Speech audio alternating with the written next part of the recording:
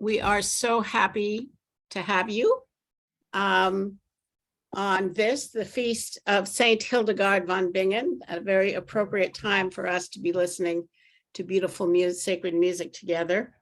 My name is Maggie Gallagher. I am the executive director of the Benedict XVI Institute. And if you see me kind of looking around, I'm admitting people while I'm talking to you. So we want to make sure everybody can join. I'd like to welcome, this is our sneak preview of the CD streaming service MP3 that will be released on September 23rd with the world-class Benedict XVI choir and our internationally renowned conductor, Richard Sparks. And with us today are what I like to call the composer and the Archbishop, Frank Rocca, who is the composer of the Mass of the Americas, and Archbishop Cordileone, who is the man who commissioned the music and who originally conceived of the music that Frank so beautifully realized. Our plan today, the Archbishop, I want to let you know in advance, pretty much has to leave at 2:30 Pacific. So we'll 3 o'clock Pacific. I'm sorry, 3 o'clock Pacific. We're starting at 2:30 in a half an hour.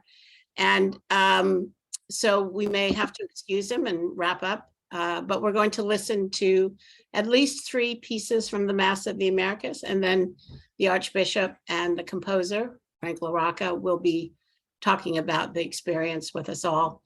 Archbishop, you want to lead us in prayer? Sure. Thank you all for joining us. In the name of the Father, and of the Son, and of the Holy Spirit. Amen.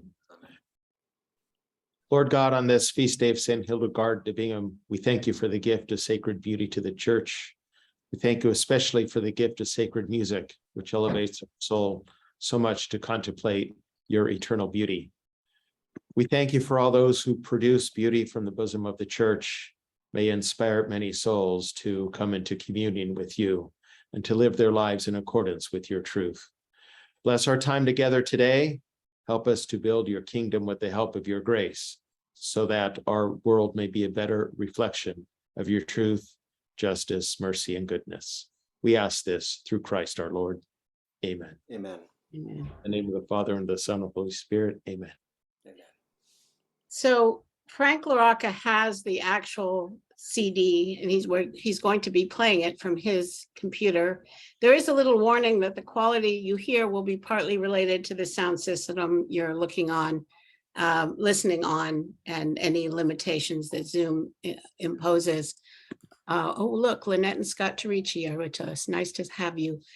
Frank, what are we going to listen to first? Well, I thought we would start at the beginning with El Cantico del Alba. It kind of captures the spirit behind the directions that I got from the Archbishop to follow the model of the Franciscan friars in the early days of the California missions.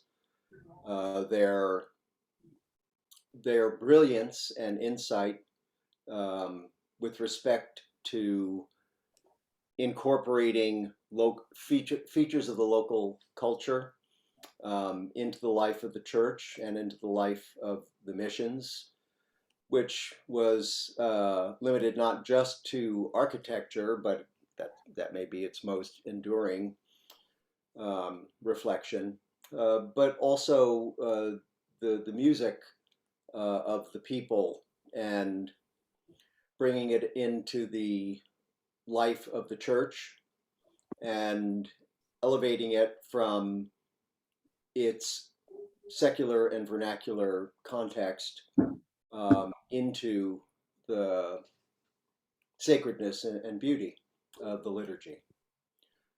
So El Cantico del Alba. So in the days when this song was like the great, the most popular song in the entire American Southwest, Mass did not begin when people, with the procession of the priest into the church. I mean, in terms of the people's participation in the Mass.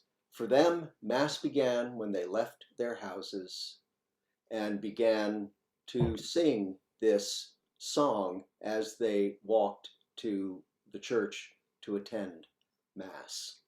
So it is a holy song. It speaks of attributes of the Virgin Mary, her kindness, her love, but also her power to crush Satan and sin.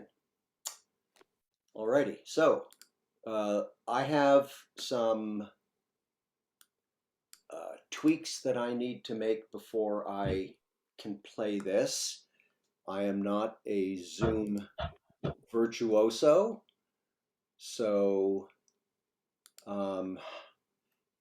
please have some patience while I try to. Okay, so I am screen sharing. And can everyone please mute themselves? We're getting new entrants, so. Okay, so does everyone see green squiggles on the screen? All right, good. All right, so now I need to mute myself and then start the music. You also need to mute yourself, Maggie.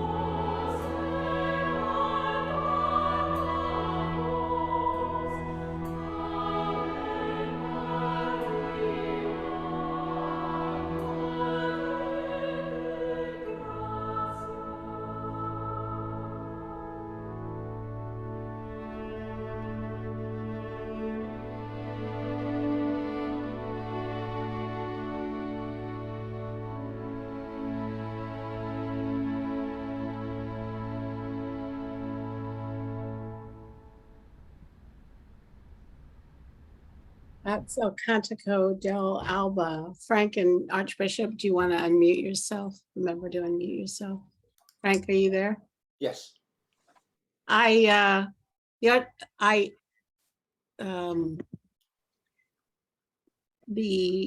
This was a hymn that I think you mentioned that the Mexican people would sing as they walked to the church.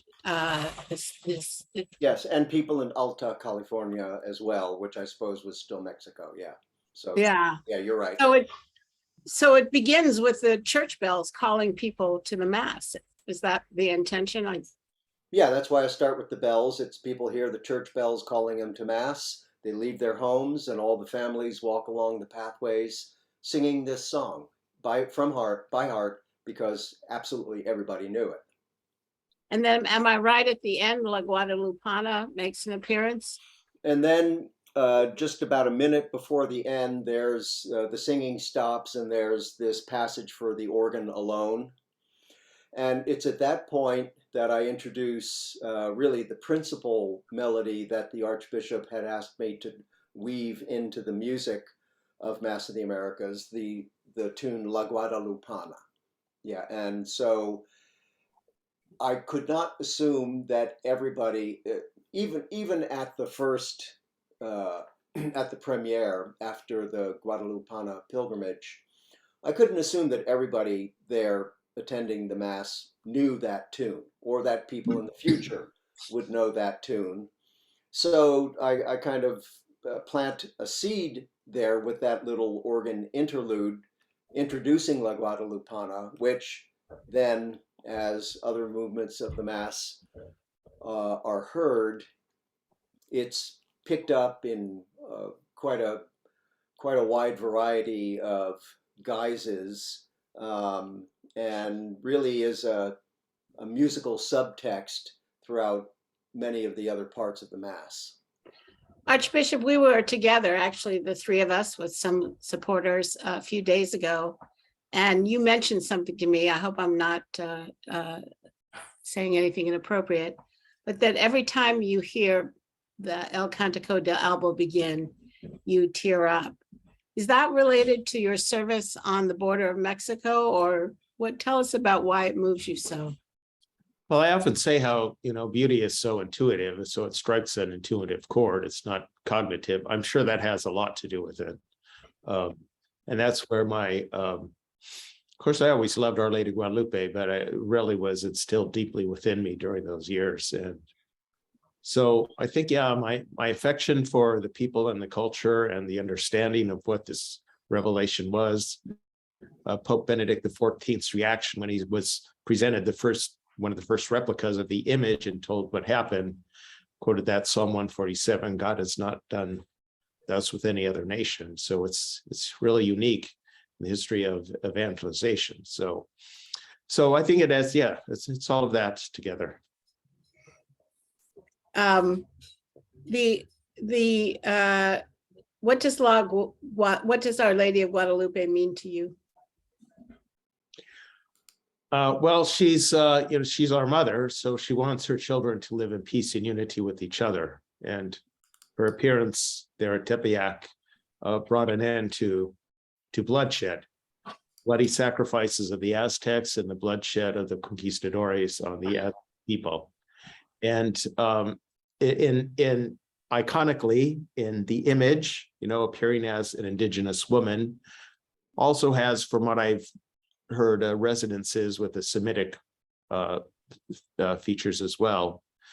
And then all the symbolic elements of the lady, she's with child, her head is bowed, she's over the sun, or over the crushing the moon and blocking out the sun. So the image from Revelation, blocking out the sun god, but also theologically, how the Spaniards were the great champions of the dogma of the Immaculate Conception before, the definition of it in 1854 by Pope Pius IX.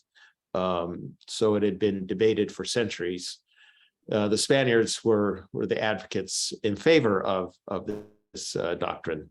And the images also had resonances with the Spaniards of their understanding of the Immaculate Conception, and had resonances with the indigenous Aztec people in terms of who the real God is, that her son is God and not the false gods they were worshiping.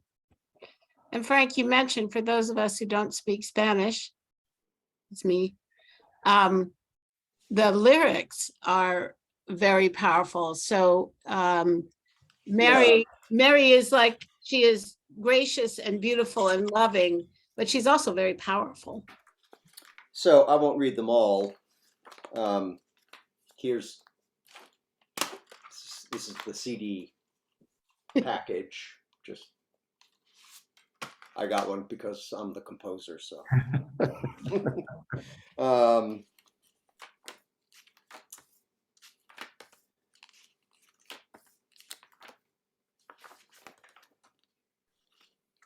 Well, it opens by saying, as the sun comes breaking the day, let us all sing Ave Maria. Mary was born for the consolation of sinners and as light from heaven. Then it goes on, it says, the fierce serpent cries his sorrow. Mary binds him in strong chains. Hell trembles 3 times at the sound of Ave Maria. Yeah, that gives me chills. It gives me chills too. I mean, when I finally saw the text of this, I had heard the melody in other contexts before, but when I finally saw the text of this, I said, "Whoa, this is going to be. I'm going to have to up my game to do justice to these powerful images." Well, I think you did with Our Lady's help. Indeed, with her help. Shall we go on and play a second one? I want to throw a little something in here. Sure. You might be able to pass over the significance of what you said at the start, Frank, about for the people, Mass began as they left their homes and were walking to church.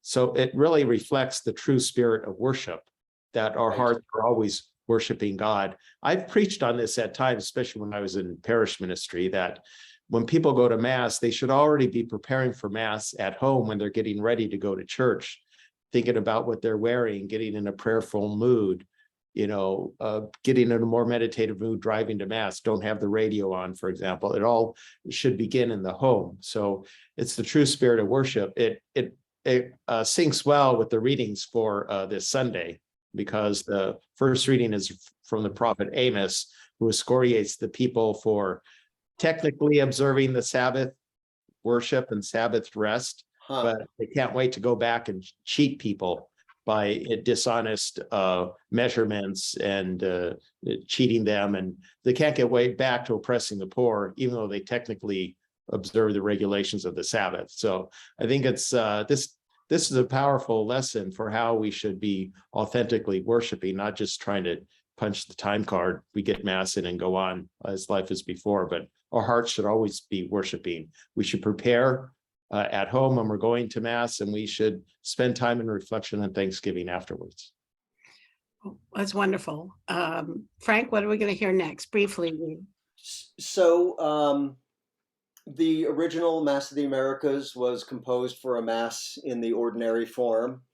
When the Archbishop knew that he would be celebrating Mass at the shrine of the Immaculate Conception, the Basilica of the Shrine of the Natural. I can never get all the words out. It's such a long title. The Basilica in DC of the Immaculate Conception. That was going to be an extraordinary form Mass, so I had to recompose several of the parts of the Mass to accommodate the Latin, but also I think to embody the somewhat different charism of the traditional Latin Mass, which is epitomized for me by Gregorian chant. And so here's the Kyrie in the extraordinary form edition of the Mass of the Americas. And again, give me a... Okay. Can everyone please mute themselves?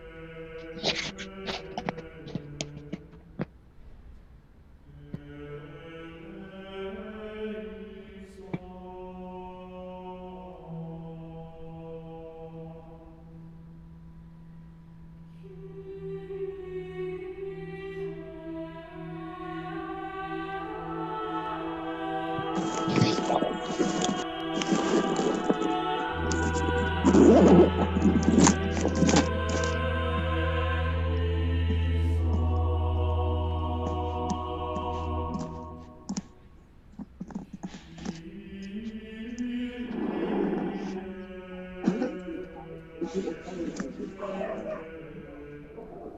yellow.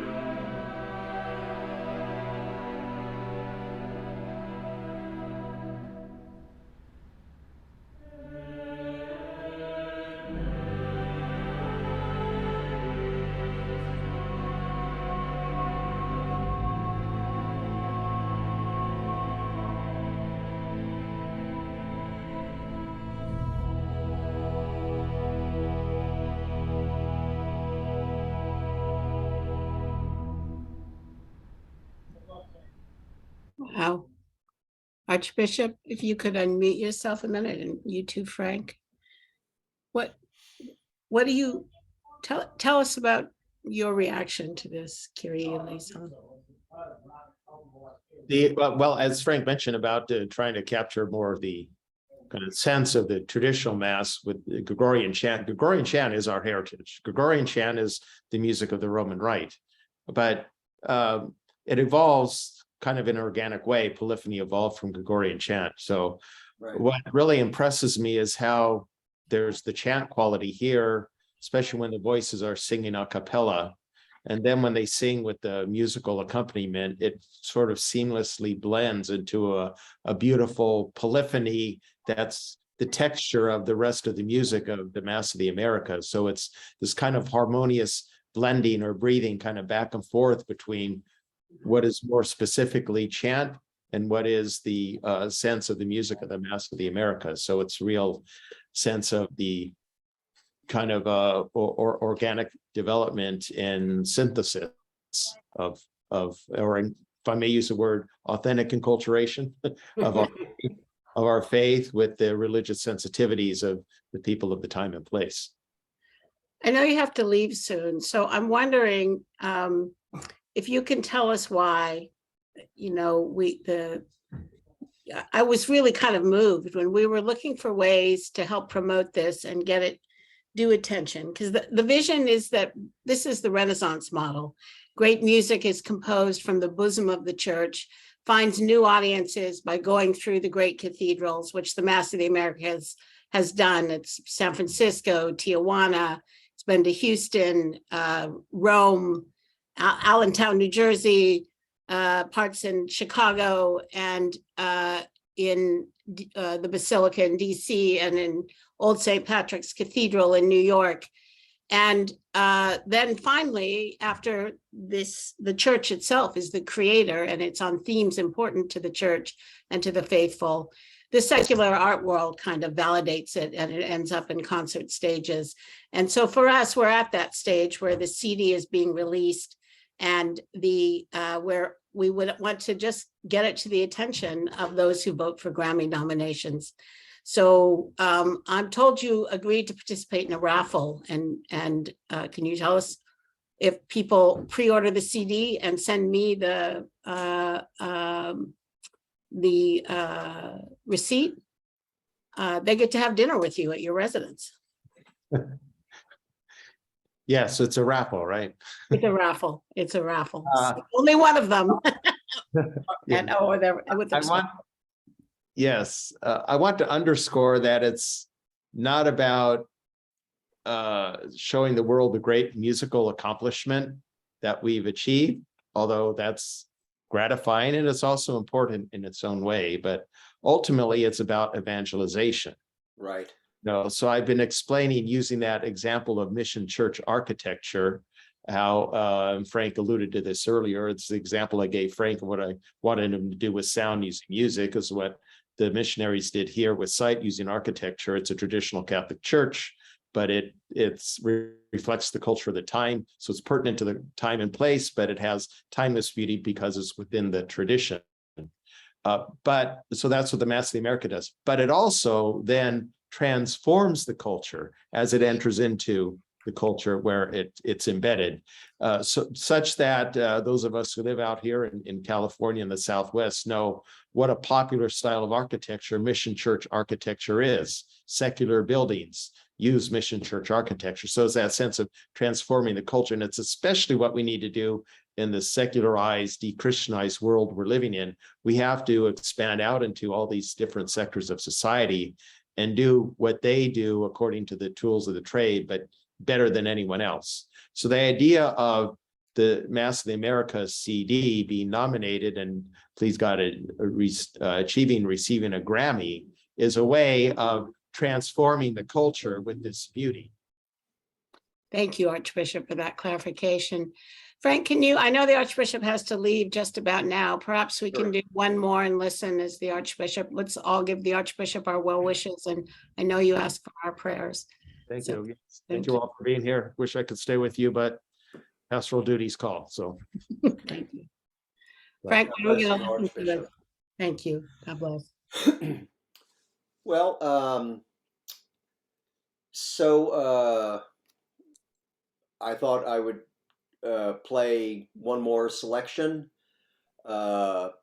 probably in addition to the Gloria, the grandest sounding piece from the Mass of the Americas, and this is the recessional. This is my arrangement of the recessional tune, Salve Regina, familiar to Catholics everywhere. I preserve the Salve Regina melody and words, of course, and just try to surround it with music that I think embodies the virtues of Our Lady that we sing and pray about whenever we do the Salve Regina. Now, towards the end of this, so they're about halfway through, you'll hear a great big climax. It'd be impossible to miss it. It's Et Jesum. It's on the name of our Lord. It tapers down, and the words are not over. So you might wonder what's happening. Then you'll hear a little plinking on the guitar. And what this does is it sets up the final section of my setting. And in this section, as I somehow managed to do for all four of the seasonal Marian antiphons, I create a dialogue between the Marian antiphon and the melody La Guadalupana. Right. So you'll hear, just a second. So just a second while I try to remember who does which. The voices continue singing, O clemens, O pia, while the strings in the orchestra are playing da da da dee dee dee, da da da dee dee dee, which is La Guadalupana, and they coexist in the same musical space. That's amazing. Which was my probably most straightforward musical depiction of the unity that the Archbishop, the unity of Catholics under Our Lady, in her identity as the Immaculate Conception and as Our Lady of Guadalupe. This depicts it in as graphic a musical fashion as possible. Okay?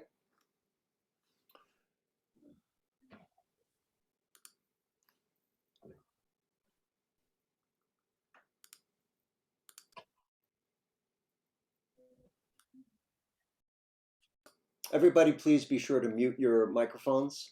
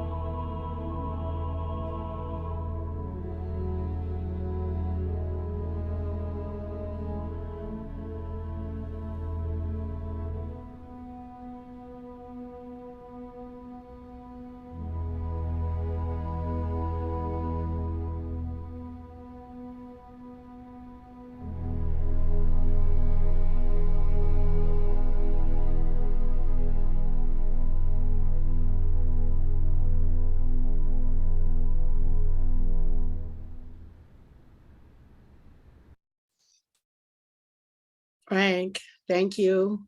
I have to ask, you have Yes. to unmute yourself. Okay, good. How did that occur to you that La Guadalupana could sing a duet in that fashion? Well, so this was when I was doing the original version of it, uh, which was to be sung on the Feast of the Immaculate Conception, December 8th, back in 2018. And during that season, the antiphon is Alma Redemptoris Mater. And so I was working on the last movement.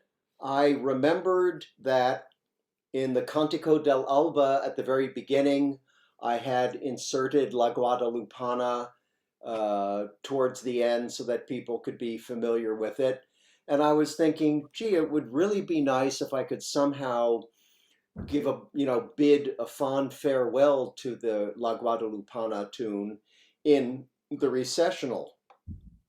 And I thought, well, how am I going to do that? I don't want to just give it to the organ like I did in the first movement, although, maybe that'll be okay.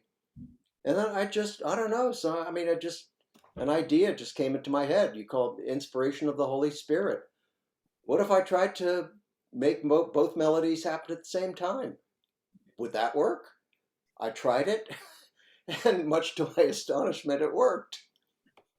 So, and that set the pattern for the remaining antiphons, some of which were, believe you me, really hard to get that to happen. But that's why we go to music school and study the techniques of composition, is so that we can hopefully do things like that when we get out in the world. Yeah, so that it can be performed in any season. And I should mention that there is a parish version adapted for just choir and organ. Right. People want to try to take it to their parishes. And you can email me, I'll send you the link where all that information is. If you hit reply, you registered, so you have my email, you hit reply, it comes to me. And I don't know if there's any questions for Frank. I invited it in the chat before we head out. I'd be happy to answer any question if there happen to be any. You're getting an awful lot of praise and appreciation, Frank. That's very kind. Thank Wayne you. says it brought back wonderful memories from what I heard when I went to Mass as a child in the 70s. Very touching. Julie says, beautiful. Thank you for making it possible to bring beauty into our homes for our children, for those who have left the church of its watered down form. Karen is truly awesome and heavenly. I've attended many celebrations for the Vigil Mass of Our Lady of Guadalupe, and the themes were wonderfully intertwined. And Alex just says gorgeous. So it looks like everyone is in more of a contemplative mood than a questioning mood. So I just want to thank Frank, first of all, and Archbishop, and I want to thank all of you here for being part of it. It's so important. Without you, none of this would be happening. And without the Archbishop and a composer like Frank, neither would it. We have an event on the 25th with Blanton Alspa and Jay Nordlinger of the National Review, and the music critic for the New Criterion will be there. Blanton is the 11-time Grammy Award-winning record producer. James Matthew Wilson is going to read from his poem inspired by the Mass of the America, the River of the Immaculate Conception, and the painter of a new painting, the Mass of the Americas, which is on the backside. You have the CD. You want to hold up the backside of the CD? I should have gotten the painting out, but. Well, actually, the painting is best seen in the CD. Inside the liner. Yeah. So that's it's fine. It's a little bit of glare. Sorry for the glare. No, it's all right. You can put it down, Frank. The painter Matilda Oliveira from Spain is coming. And it's interesting, she painted that Immaculate Conception in the way the Spanish tradition. The Archbishop, I shouldn't be saying this now, but the Archbishop said, is it all right that she's unveiled? It seems immodest. And I showed him all of the Murillo and other Spanish who paint her that way. And he's like, well, they're the ones who promoted the Immaculate Conception. So if it was okay for them, it must be okay. it's great to be with you, and I look forward to being with you again. I just really appreciate the community that we've built, that you're all, as far as I'm concerned, patrons of the art. The only thing we can do for our artists is, if we can't do anything else, we can pay them attention. And out of that insight, amazing things have been happening under Archbishop's leadership. So God bless you and good night, and see you soon, I hope. Wait, Maggie, wait, before you cut this off, I'm putting a plug to go purchase the Oh, I CD did or that. the digital Yeah, put it in download. the, I pay. Put It's it in in the chat chat stream. box. I So put just one wanted in to give up everyone front. an I put one of them up front, but it's good of Kevin, Yeah. my director of mission advancement, to make sure Um, that happened. All right. And I want you all to know that the number of albums or digital downloads sold does affect the success of the project. So buy them, buy Yeah, we're multiple. not in the CD selling business. We don't make money. We're just trying to make sure in this key period that we do everything we can to give the chance for the Archbishop and Frank and all of the musicians who've worked so hard to get the acknowledgement that I think this work deserves, or at least the due consideration. So thank you all who've already done it, and thank you for those willing to do it, and thank you for those showing up. And thank you, Kevin, for remembering to push that. That's your job. Appreciate you. All right, take care and good afternoon. Thank you, everyone. Bye-bye. Kevin, how's your leg? It's getting better. It's So, It's a like, long did you process. get run over by a golf cart or something? What happened? We were in Sayulita, Mexico, Mhm. and the tire on the golf cart popped, and it kind of Whoa. we were going, and then it just the front stopped, and then it like spun, and me and my daughter just we were on the seat. The seat's like leather, Yeah, and slippery. so there was nothing to hold on to, and it happened just like that. So And you were thrown out. How's your daughter? Is she okay? she's okay. Yeah. Praise the Lord. Amen. Great job. Yeah. Well, thank you, and thank you for putting that link up at the end. So I guess Maggie turned over hosting duties to me, so I guess it's up to me to close When you close it, it'll sign everyone out. Okay, well, I'm going to do that then. Alrighty? All right. All right, nice to God see you, bless. Kevin. Take You care. too. Bye. Bye-bye.